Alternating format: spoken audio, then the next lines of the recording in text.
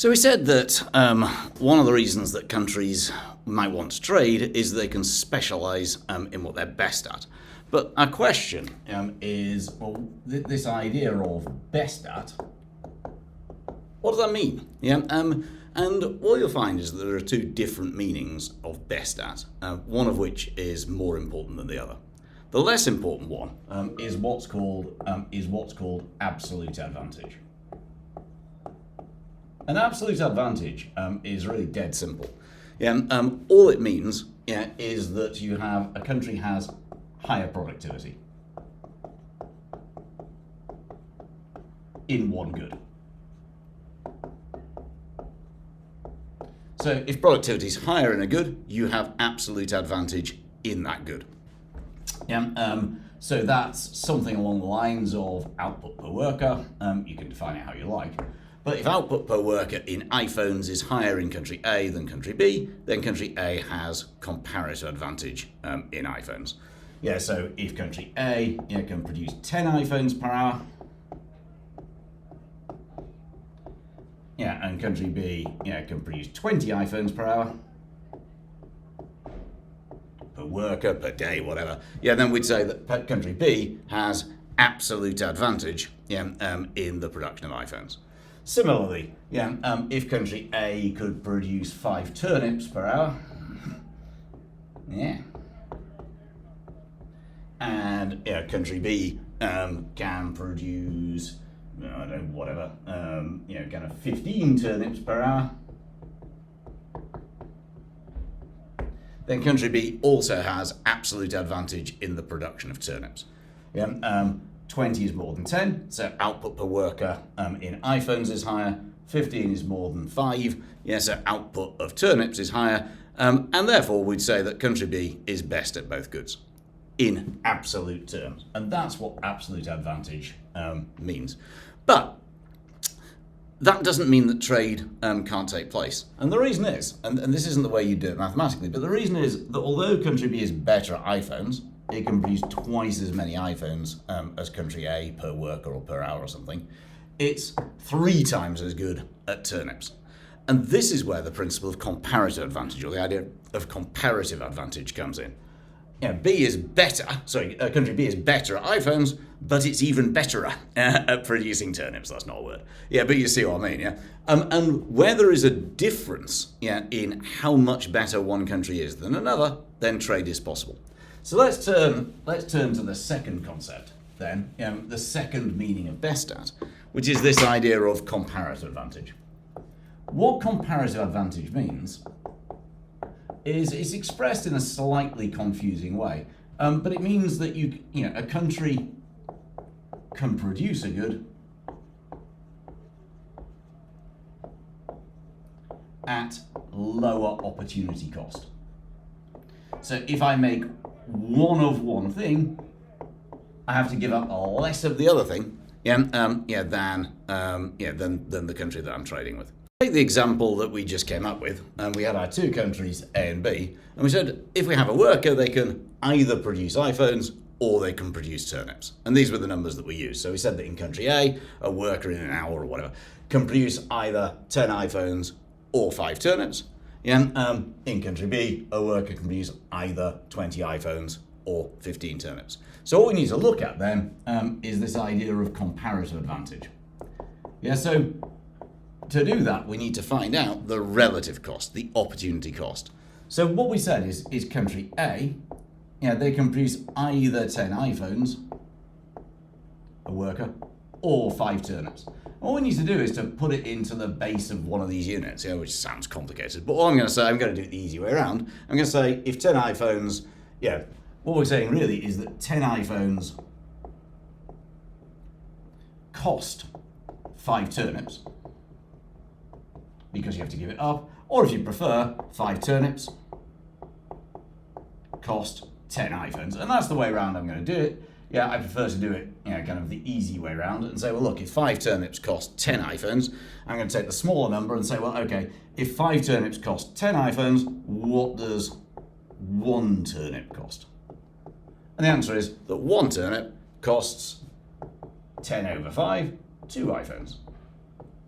So we've now established that the opportunity cost in country A, the opportunity cost of turnips, one turnip is 2 iPhones.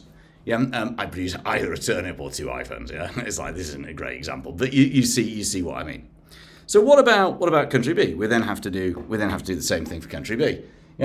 So we take country B. Then we can do the same thing. We know that, again, if we look at it in terms of turnips, we know that for country B, 15 turnips cost 20 iPhones. Oh, why can't I write that word? 15 turnips cost 20 iPhones. Therefore, 1 turnip dividing through by 15 is 20 over 15 iPhones, which is 1.33 iPhones. So what we've now established is that in country A, 1 turnip costs 2 iPhones. In country B, 1 turnip costs, and this is why it's better to use cost signs than equal signs, 1 turnip costs 1.33 iPhones. So given that, who can produce turnips most cheaply? And the answer is obviously it's country B. We said that in country B, in B, 1 turnip costs 1.33 iPhones. In country A, 1 turnip costs 2 iPhones. Therefore, what we're saying is that country B has comparative advantage in turnips. And if you do the numbers, what you'll find is that the other way around, country A has comparative advantage in iPhones. You can't have comparative advantage in both goods. So what's going to happen in this case then? What can happen is that both countries can gain as a result of this. What's going to happen is that country A is going to specialise in iPhones and country B is going to specialise in turnips. And what's going to happen is B makes a turnip. And they say, well, what did that cost me? They'll say, it cost me 1.33 iPhones. Fine. They'll then head off to country A and say, hey, country A. We're assuming there's just 2 goods here. Country A, I've got some turnips that I want to sell to you. And I want at least 1.33 iPhones for it. So what does country A say? Country A says, okay. Country A says, if I made 1 turnip, then it would have cost me 2 iPhones. But here comes country B, who's saying, well, they'll sell them to me for less than that. So I could make a turnip myself and pay 2 iPhones for it. But what's most likely to happen is a deal. What's going to happen, and the deal is going to be something like B sells 1 turnip, or turnips, to A. Obviously, B will only sell them if it makes a profit. So it's got to be more than 1.33 iPhones. But country A is not stupid. They know that they can produce turnips themselves at a cost of 2 iPhones. So it'll be more than 1.33. So it'll be at least 1.33 iPhones. So that country B can make a profit. But it's got to be less than 2 iPhones. It's got to be at most 2 iPhones. Otherwise, country A would simply say, well, this is pointless. I'll make them myself. If I have to pay 2.5 iPhones for a turnip, well, I'll just make it myself. There's no point in buying them from you. And in this case, both countries are going to gain. Because B is selling turnips for A, for more than the 1.33 iPhones it costs. A is buying turnips from B for less than the 2 iPhones it would have cost to make them itself. Therefore, gains from trade here have made both countries better off. The important thing is that even though country B actually had an absolute advantage in both.